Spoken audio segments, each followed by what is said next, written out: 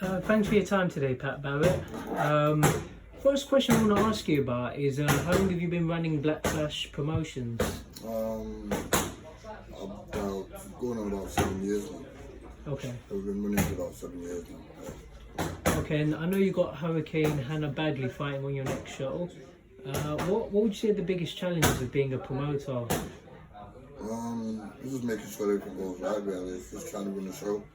I think being a boxer and a trainer, an ex-boxer and a trainer, and now trying to be a promoter. I mean, the reason of being a promoter was just because unfortunately some of the kids that you have, they're not going to get the same chance as some of these kids that can get on the bigger cards, like a Frank Warren show, Eddie Earn show, all these television shows. So, you've got to be able to do it yourself, and rather than creating ticket sellers, nobody's not naturally gifted being a ticket seller, and the ones that are, they're on the big cards. So we've had to do this from, we've had to learn to do all this. Yeah, we've had to learn to do all this from the bottom, and now we're finally getting there. So it gives a lot of kids an opportunity, and that's the reason why I took on the promotion. Something I think is a good question. So obviously you had Josh Taylor fight the other night.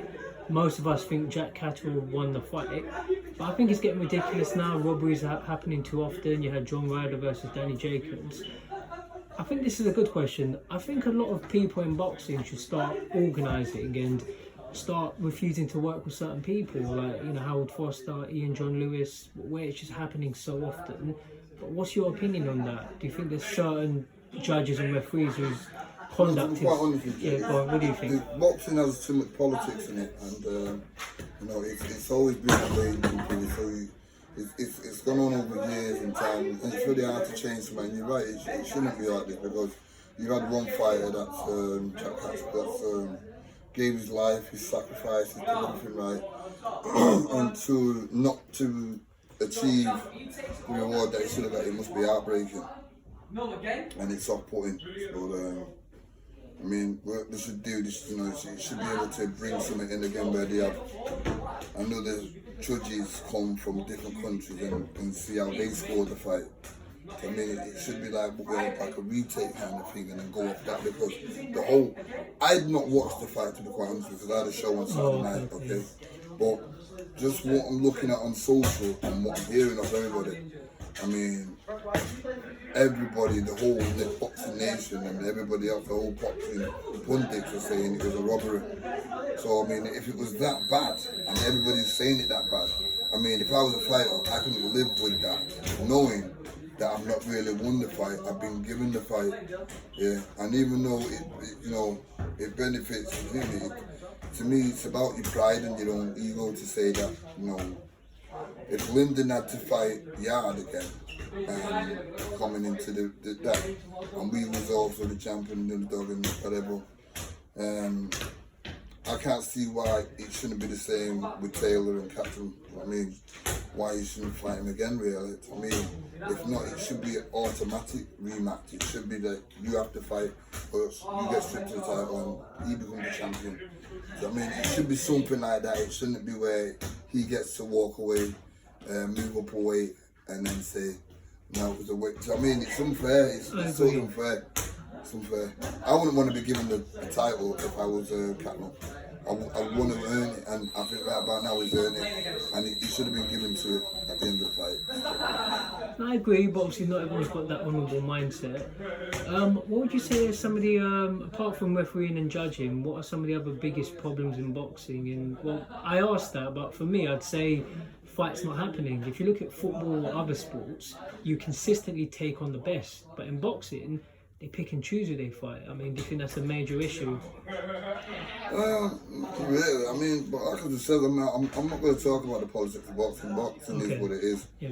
I don't really follow boxing to that anymore. I do what I'm doing in the gym. I do my promotion. I do the training with the lads, and I just know about what I've got. And as far as everything else, it's not the biggest. I'm not the biggest fan of boxing no more. It's not like where I go, unless it's a major fight, something like Crawford or or it used to be like a Lomachenko, something like, like when Lopez fought Lomachenko. I went home to watch that because it made an interesting fight. But I'm not really a big fan of boxing no more. Even though I work in the boxing industry, I'm just not a big fan of it. I just think it's taking a nosedive, and the way it's going with this YouTuber in it, and it's all a joke. It's becoming a circus act. It is, yeah. I mean, I'm 31 now. Over the years, I've had those same kind of feelings. Last question I'll ask you for today. I don't lie to people. Like, you'll get to know what I'm like over time. But when I watched you today, observing your fighters, observing the sparring, I love the passion that I see there. So what do you, on a more positive note, I mean, what do you enjoy most about boxing? What's it like taking these kids through and building them up? Again, this is where I set the promotion up, because I have everything in house, and I remember the first time I did this promotion, it was very hard to sell a hall out, and it was very hard. I didn't have enough fighters to put on a show. Yeah. I mean, and believe it or not, I was in a rat race, because there was that many promoters that was doing it. You know, people didn't really, you couldn't take people on shows to put them on your show, and I only had like about 3 pros. It was like, I mean, I got through it, and I'm still here now 7 years later, and I'm here for a reason. And now I'm able to give a lot of kids. I've got like 20 fighters on my books now, Wow. which is Yeah. big enough for me for the smaller ball. I got promotional contracts that I give to fighters, just on a promotional basis. I've got fighters that I manage now in Wales, Manchester. You know, so it's like now I've got my own little league now, and I'm ready to sooner or later get into the Premier. Do you know what I mean? That's where I'm at now. So I've come from nothing to something, and I've got the respect in boxing. So it's able to give kids and change kids' life immensely that I do for anything. So I mean, to be able to put them on, even if they're not going to become a champion, who can say anyone's not going to become a champion? They can all fight. So, I mean, they learnt the game. They learn now to, you know, we've got our own YouTube channel. We've got everything that comes with it to give them the exposure. Do you know what I mean? We've got our own videographic guy that comes down, films and puts them up. We've got social media doing well. So we've got the whole work now to make their careers elevate. Sounds great. You know, I'm passionate about boxing again. I'll definitely start coming to your shows. You know, I want to go to Steve Goodwin shows as well. I want to start seeing the sport from the ground up. I've been to the big shows, but I'll start coming to the small ones as well. So it's been a pleasure talking to you, Pat, and I look forward to seeing you in future.